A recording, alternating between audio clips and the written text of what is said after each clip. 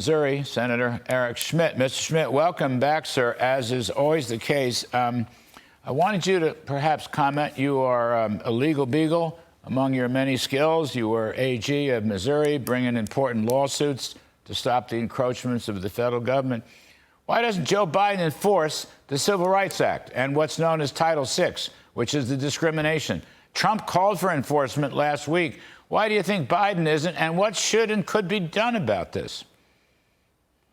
Well, because it doesn't have anything to do with the law. It's all a political calculation on the part of Joe Biden. It's the same reason why he's called for new elections in Israel with Benjamin Netanyahu. It's the same reason why he's pivoting away from Israel, because he believes that he has to hold together this very weak coalition to get reelected. And the problem for him is this pro-Hamas wing of the Democrat Party is growing, and they're very vocal, and they're going to show up at the convention, and he knows it, and he doesn't want to do the right thing and tell them that they're wrong. And so that's why he's playing footsie with all of this stuff. And the other problem you got too, Larry, is that the people that are in charge of these elite higher education institutions are of the same mind as these radical protesters. That's why they don't want to do anything, is because they've been brought up to believe this ridiculous theory that DEI, sort of purports, which is cultural Marxism, is that you divide the world into oppressor and oppressed. And what you're seeing play out in real time now on college campuses and in these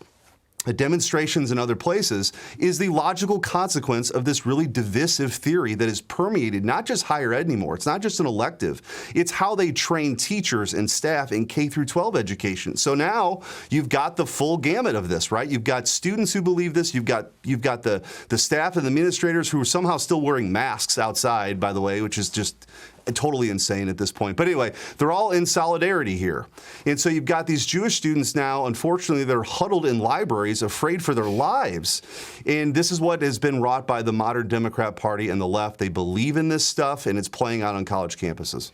Senator, I agree with everything you just said, I think. But, you know, you're a prominent senator. You're a former state attorney general, Missouri.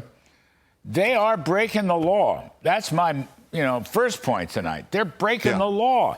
Title VI, Civil Rights Act of 1964. I might add, it was passed with Republican votes back in those days because the Dixiecrats from the South wouldn't go near it, right? I give LBJ credit for it. I give Everett Dirksen, if anybody remembers that name, and a band of other GOP senators who voted for it. It was a good thing. Okay, fine. But right now we look at they're breaking the law. So, Senator Eric Schmitt, you can get up in the floor of the Senate and say, you're breaking the law. Where's the FBI? Where's Merrick Garland? Where's Joe Biden? This is a clear case. Biden says he's for the pro-democracy guy, right? Trump's the guy that's anti. Here's another case where Biden is willfully breaking the law by not taking any action to enforce the law, Senator Schmitt. That's the part I don't get. Call him on it, sir. Right. Well, call him on it. Well, look, it's the same reason why the FBI will go after traditional Catholics, but not actually enforce the law when these folks were outside Supreme Court justices threatening their lives, right? They're picking and choosing. They've fully weaponized now our legal system, which causes all kinds of problems, a lack of trust, and then also real practical consequences, as you're pointing out. But remember, the left here, Larry, they're taking us backwards. They believe in an ideology where it is okay to racially discriminate. They have these sort of segregationist sort of graduation ceremonies now. And so these same people are in solidarity with these students, these administrators and staff of some of these, Ivy League institutions are the same people advocating for a black only and a white only sort of graduation ceremony to give people their safe spaces. I mean, it's totally insane.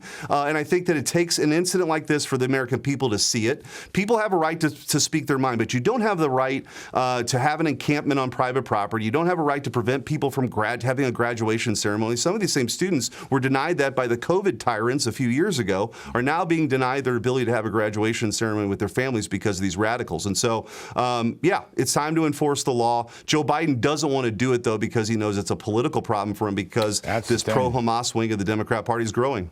And, Mr. Trump called to enforce the law.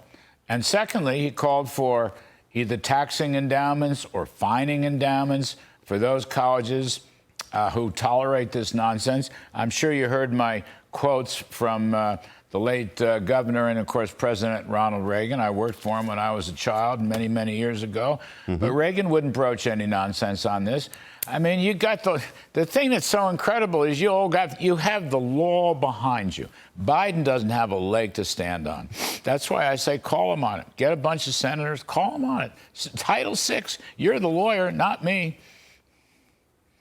Yeah, no, that's right, and he should do it. But what I'm saying, Larry, is that this administration is the most political when it comes to enforcing the law we've ever seen. I mean, they're trying to throw their main opponent in jail for the rest of his life. So this sort of idea of the rule of they don't believe in actually, Lady Justice being blind, but so they believe it as a political weapon, and they're refusing to wield it here because they know there's political consequences. They're breaking the law on the border by not enforcing those laws of sovereignty.